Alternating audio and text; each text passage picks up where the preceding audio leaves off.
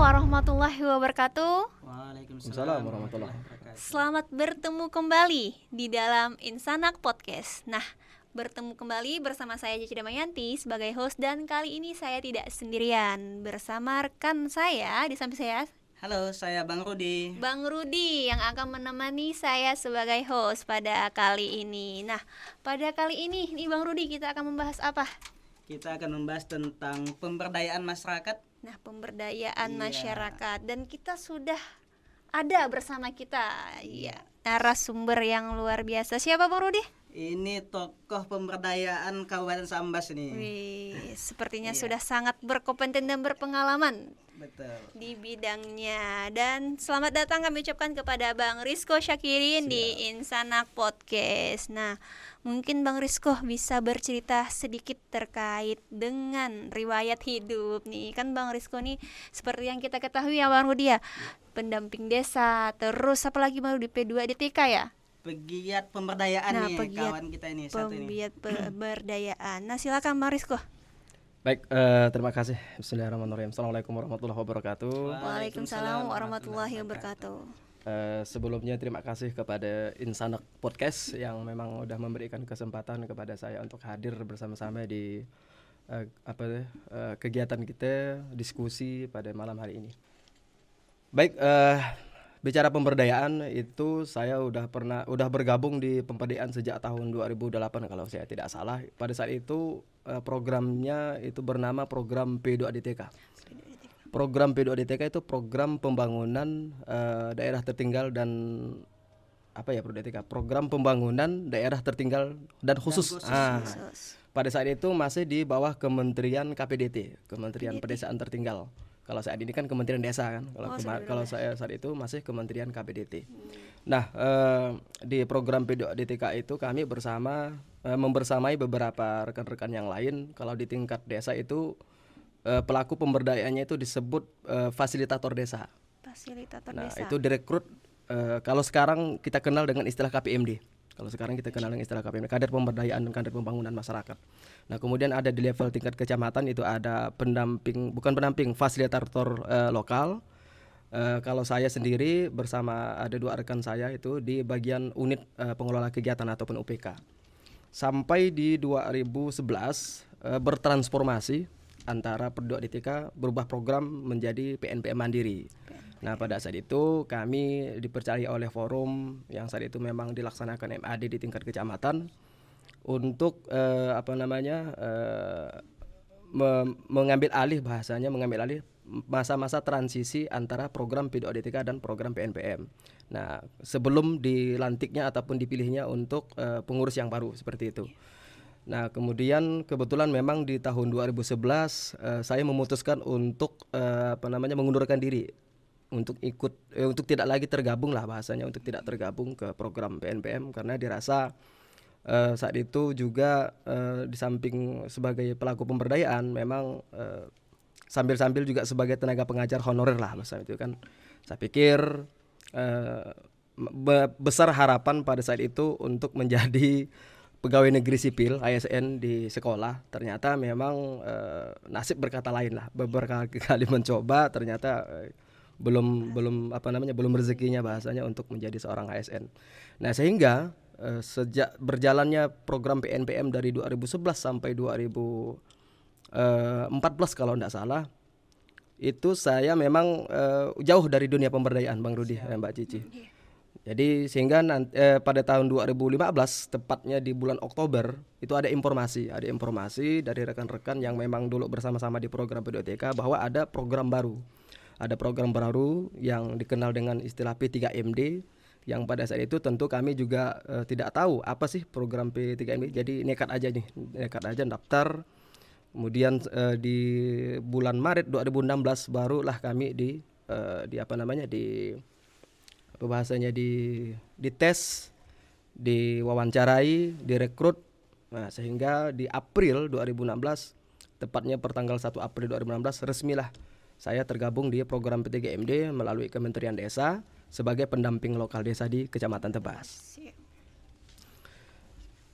Oke, kalau kita bicara tentang pendamping desa tadi Bang Rizko, Mungkin Mas Risko bisa menjelaskan lebih lanjut apa sih pendamping desa itu Iya. gitu. Oke, baik. Saya lanjutkan dengan cerita yang tadi Bang Rudi. Di 2016 sampai di 2017 saya masih berstatus sebagai pendamping lokal desa di Kecamatan Tebas. Sehingga kemudian di tahun 2017 ada program promosi. Alhamdulillah direkomendasikan oleh kabupaten, oleh provinsi untuk ikut tes lah bahasanya kan, untuk ikut meningkatkan kapasitas diri mendaftar sebagai pendamping desa. Kemudian sampai sekarang mulai di Kecamatan Sambas per Januari 2023 saya bertugas di Kecamatan Sambas sebagai pendamping desa di tingkat kecamatan. Nah, kalau kita bicara apa itu pendamping desa, kalau kita lihat di di SOP kementerian yang dikeluarkan oleh Kementerian Desa, pendampingan desa itu sebenarnya tugas utama dan tugas pokoknya itu mengawal implementasi pelaksanaan Undang-Undang Nomor 6, Undang-Undang tentang Desa. Itu sebenarnya yang paling utama. Bagaimana mengoptimalisasikan penggunaan dana desa, kemudian bagaimana proses pemberdayaan masyarakat, bagaimana melakukan pembinaan masyarakat dan lain sebagainya. Kemudian tugas yang utama sebenarnya memang tadi sesuai dengan topik pembicaraan kita, yaitu adalah pemberdayaan. Selebihnya sebenarnya lebih kepada penggiringan dan pendampingan kepada masyarakat dan pemerintah desa dalam rangka melaksanakan undang-undang desa. Jadi tadi kita berbicara tentang pendamping desa, mungkin ada spesifikasi khusus terkait rekrutmen, mungkin kualifikasi dari pendidikan. Iya. Tentu pasti di setiap organisasi ataupun di setiap program pemerintah pastinya menetapkan semacam standarisasi lah bahasanya kan. Kalau untuk level dari mulai pendamping lokal desa PLD, kemudian pendamping desa di tingkat kecamatan sampai ke tenaga ahli di tingkat kabupaten, itu memiliki beberapa tingkatan-tingkatan kualifikasi yang memang sudah ditetapkan oleh kementerian. Nah, untuk menjadi seorang pendamping lokal desa di level tingkat desa, kualifikasi terakhir yang minimal yang dibutuhkan oleh kementerian adalah minimal tamatan SMA. Kemudian untuk persyaratan-persyaratan lain saya pikir yang penting yang bersangkutan paham tentang bagaimana bersosialisasi dengan masyarakat, kemudian memiliki keterampilan public speaking dan bisa beradaptasi lah bahasanya, bisa menyesuaikan diri dan beradaptasi dengan lingkungan. Kemudian kalau di pendamping desa, kalau bicara kualifikasi pendidikan itu minimal D3 diploma. D3, ya.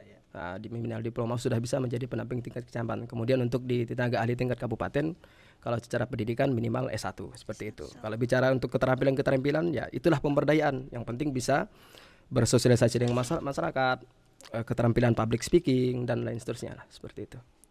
Jadi untuk menjadi seorang pendamping desa tentunya harus punya keterampilan yang seperti yang disebutkan Mbak Rizko tadi. Nah Bang, selain itu apa sih tantangan terbesar menjadi seorang pendamping desa? Nah, kalau bicara tantangan ini Complicated. Complicated nih Mbak Cici. Jadi begini Mbak, pendamping desa itu kalau kita ibaratnya yang paling tingginya, ibarat ada sahabat saya yang sering mengatakan tuh ibarat seorang nabi. Ibarat seorang nabi bahasanya kan. Yeah. Jadi kami ini diamanahkan oleh undang-undang, oleh pemerintah untuk menyampaikan sesuatu yang udah tertulis berdasarkan regulasi dan aturan yang ada kepada pemerintah desa dan pada masyarakat. Kami sampaikan aturannya, bagaimana harus begini, bagaimana harus begitu, dan lain seterusnya. Nah, ketika ada desa yang mungkin mempunyai pemikiran yang lain, atau bahasanya dalam tanda kutip menolak lah bahasanya kan, menolak untuk mengikuti apa yang kami arahkan. Jadi kami juga tidak memiliki power untuk intervensi ataupun bahkan dalam tanda kutip memaksa pemerintah desa untuk melakukan apa yang kami katakan. Namun ketika memang sesuatu yang dilakukan oleh pemerintah desa, oleh masyarakat, oleh oknum-oknum yang lain misalnya yang memang secara jelas bertentangan dengan aturan, ya pasti kami akan bersuara lah. Seperti yang dikatakan di awal tadi, bahwa tantangan yang terberat untuk kami sebagai pendamping desa adalah bagaimana meyakinkan lah bahasanya kan, bagaimana meyakinkan pemerintah desa, bagaimana meyakinkan masyarakat tentang keberadaan kami ini bukan untuk memperumit pekerjaan mereka sebenarnya, bukan untuk merubah tradisi yang mungkin selama ini terpelihara di desa, yang selama belum adanya pendampingan mungkin ada sesuatu dalam tanda kutip pemerintah desa, ada permainan dan lain sebagainya. Tapi kami juga tetap menghormati tradisi-tradisi sepanjang memang itu masih di dalam batas kewajaran. Bukan berarti kami memaksakan kehendak untuk selalu berlaku ideal, karena kita yang namanya menyampaikan sesuatu kebenaran itu kan kadang-kadang butuh proses juga kan, tidak semudah membalikkan telapak tangan. Tapi emban dan tugas yang dibebankan kepada pundak kami itu memang tentu berdasarkan regulasi, berdasarkan aturan yang ada, ya kami harus bersuara, Mbak Cici, harus bersuara bahwa ini loh regulasinya, ini loh aturannya yang memang harus diikuti. Sehingga tujuan pemerintah mengeluarkan undang-undang desa, tujuan pemerintah menggelontorkan dana desa untuk kesejahteraan masyarakat dan kemajuan desa itu tercapai. Gitu. Berbicara tentang pendamping desa, kita di Kabupaten Sambas khususnya Bang Rizko dulu kalau tidak salah pernah menjadi pendamping desa tahun 2000 waktu di Kecamatan Kalau Tebas itu. 2017 PLD Teladan. PLD Teladan ya. 2018 PD terbaik. Ya. Mungkin Bang Rizko bisa jelaskan prestasi-prestasi tersebut. Oke. Sehingga bisa menjadi contoh begitu Oke. bagi desa yang ataupun pendamping-pendamping yang lain. Oke. Sebelumnya sorry to say ini, bukan sombong ya. Yes. 2017 kalau tidak salah itu 2017 masih PLD di Kecamatan Tebas. Kebetulan memang pada saat itu tidak ada tidak ada lomba-lomba. Tidak ada kita menyiapkan berkas dan lain sebagainya, tidak ada ikut lomba dan lain-lain. Tiba-tiba dari kabupaten berdasarkan instruksi dari provinsi untuk menunjuk pendamping khususnya PLD untuk mewakili Kalbar di tingkat nasional. Nah, secara mendadak sore kalau tidak salah saat itu masih camat Pak almarhum Pak Marianis ditelepon oleh Pak TA bahwa Rizko, ayo kita kumpul di kantor camat. Ada apa ini kan? Ternyata besok kamu harus berangkat ke Jakarta. Bingung kan, mau ngapain ke Jakarta kan? Ternyata ditunjuk ataupun dipilih sebagai perwakilan Kalbar lah, bahasanya perwakilan Kalbar untuk berangkat ikut FGD diskusi di tingkat nasional terkait dengan bagaimana evaluasi pendampingan, bahasanya seperti itu. Dan pada situ judul kegiatannya adalah pemilihan PLD Teladan. Cuman kita bingung nih apa yang harus diteladan. Tiba-tiba disuruh iya, gitu. Cuman ya hanya berangkat mewakili Kalbar, begitu seleksi di tingkat nasional karena kita masih minim ilmu lah bahasanya kan. Gugur. Tapi alhamdulillah udah ikut bersama dengan beberapa provinsi yang lain. Kemudian di 2017 ikut juga di seleksi pendamping desa terbaik. Kalau kemarin di 2017 kan PLD, sekarang pendamping desa terbaik yang dilaksanakan di Hotel Red Top kalau tidak salah itu di tahun 2018. Nah itu juga, kalau yang 2018 ini memang ada kompetisi Bang Rudi, Mbak Cici, ada kompetisi menyampaikan praktek terbaik, menyampaikan apa tugas-tugas pendampingan yang sudah dilakukan, kemudian dampak kehadiran kita di desa itu seperti apa. Jadi itu ditilai lah luar biasa, memang ada diskusi, wawancara, dan lain sebagainya lah.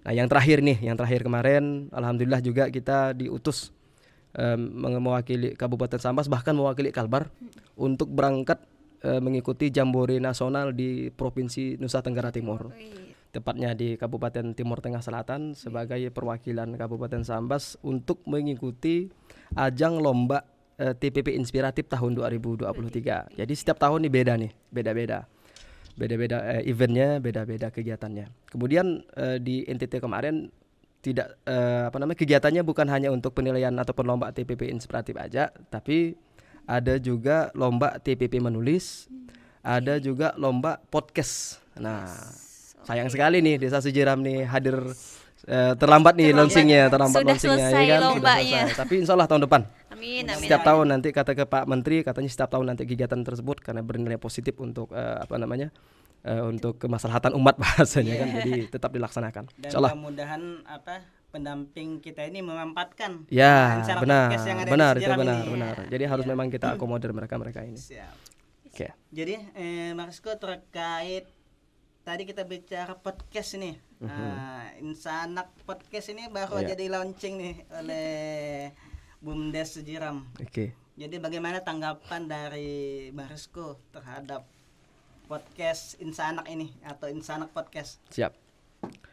Kalau boleh saya cerita di sini nih, Mbak Cici, Bang Rudi.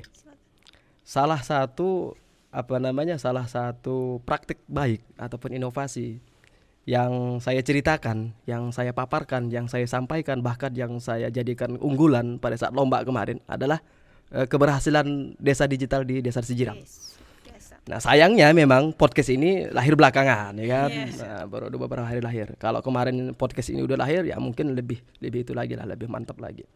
Jadi pada saat lomba kemarin kami kan diminta untuk menyampaikan praktek-praktek cerdas desa ataupun praktek-praktek inovatif best practice di tingkat desa dalam rangka penggunaan dana desa.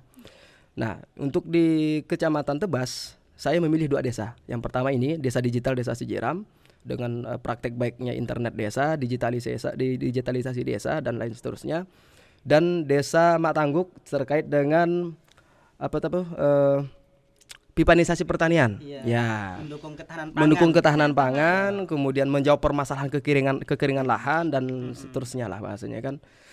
Saya pikir kemarin pada saat saya mengkonsep portofolio untuk mengumpulkan lomba, ketawa sendiri Bang Rudi, Mbak Cici. Waduh. Malu-maluin bahasanya kan. Masalah hal sederhana seperti mau dibawa di tingkat nasional. Ternyata hal yang kita anggap sederhana di tingkat pusat di luar sana itu dianggap yang sangat luar biasa. Nah, itu praktek yang mungkin mereka katakan itu bisa menginspirasi lah bahasanya kan, bisa menginspirasi semua pihak, pendamping desa, kemudian menginspirasi desa-desa yang lain. Dan tentunya merubah mindset masyarakat bahwa pembangunan itu tidak hanya seputar fisik aja, ya kan?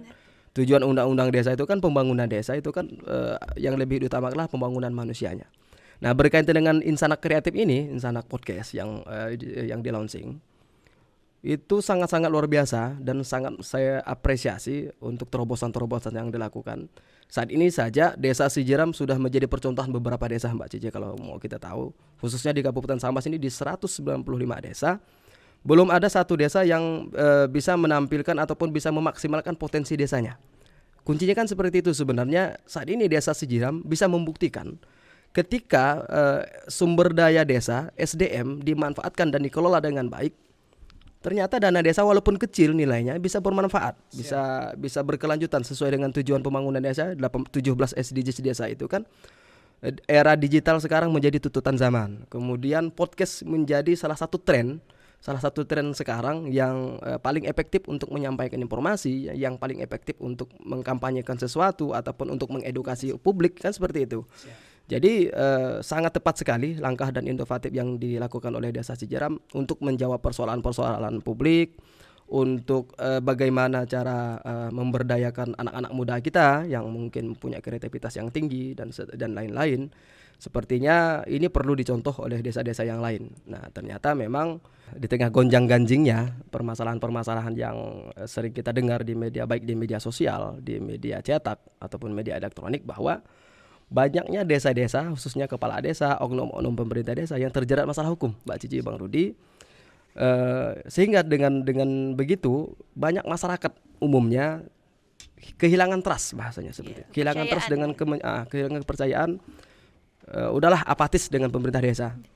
Apa sih dana desa untuk hanya memperkaya oknum-oknum tertentu saja kan seperti itu. Nah, Sejiram kalau kita lihat hadir membuktikan bahwa tidak semua desa seperti itu. Masih banyak desa di Indonesia ini yang mungkin kurang kita ketahui, yang mungkin kurang dapat informasi, yang melaksanakan praktik baik, yang melaksanakan sesuai dengan aturan. Kalau kemarin kita lihat KPK merilis data dari 75.000 desa, hanya sekitar 1% yang kepala desanya terjerat masalah hukum. Nah, berarti kan sangat sedikit, Bang Rudi, sangat sedikit sekali. Masih ada 99% yang yang memiliki praktik yang sangat baik. Tapi gara-gara 1% itu ternyata dampaknya luar biasa. Dampaknya luar biasa karena sekarang yang paling heboh adalah media-media sosial yang dimanfaatkan oleh oknum-oknum tertentu untuk menyampaikan berita-berita yang tidak baik. Seperti itu. Baik Bang Rizko, jadi tadi terkait dengan apa yang sudah dipaparkan Bang Rizko terkait dengan pemberdayaan masyarakat desa, pendampingan dan banyak pengalaman-pengalaman serta prestasi. Jadi apa sih kira-kira harapan Bang Rizko ke depannya terkait dengan Insanak Kreatif yang ada di Desa Sejiram ataupun yang udah Insanak Podcast, dan harapan ke depannya untuk masyarakat yang lainnya? Sebagaimana kita ketahui bahwa dunia digitalisasi sekarang kan memang menjadi tuntutan zaman lah bahasanya kan, dari segala umur. Bahkan sekarang sepertinya ini bukan lagi menjadi sesuatu yang mewah ataupun bukan menjadi sesuatu yang langka. Ternyata ini adalah kebutuhan, baik di level sekolah, di level remaja, di level dewasa, bahkan kita pelaku-pelaku usaha, pelaku-pelaku industri juga memerlukan dunia digitalisasi. Nah, harapan ke depannya bahwa khususnya untuk di Insanak Kreatif ini, di Insanak Podcast, bahwa nanti ini menjadi ajang dan media untuk mengedukasi lah. Satu, kemudian yang berikutnya nanti bisa kita jadikan sebagai wadah untuk kita berdiskusi, untuk kita memecahkan sesuatu permasalahan yang mungkin sedang hangat-hangatnya seperti itu. Di samping memang kita bisa juga mempublikasikan prestasi-prestasi anak-anak muda kita. Bukan hanya untuk di Desa Sejiram aja, kita bicara skala luas nih. Bicara untuk ke Kabupaten Sambas, bicara untuk Provinsi Kalimantan Barat. Jadi tidak menutup kemungkinan seperti itu. Jadi kita berpikir ke depannya agar ini lebih berkembang, lebih menjangkau seluruh lapisan masyarakat, karena memang sekarang menjadi tuntutan zaman. Dan harapan terakhir khususnya untuk di Desa Sejiram, tetap berkreasi, tetap inovatif, tetap menjadi acuan dan panutan bagi seluruh desa. Karena sampai hari ini Desa Sejiram berikut dengan BUMDes dan Insanak Kreatifnya ini menjadi suatu kebanggaan khususnya di Kabupaten Sambas. Baik, jadi ternyata Desa Sejiram mempunyai dampak yang baik untuk desa-desa luar lainnya, biasa, seperti luar luar biasa. biasa. Jadi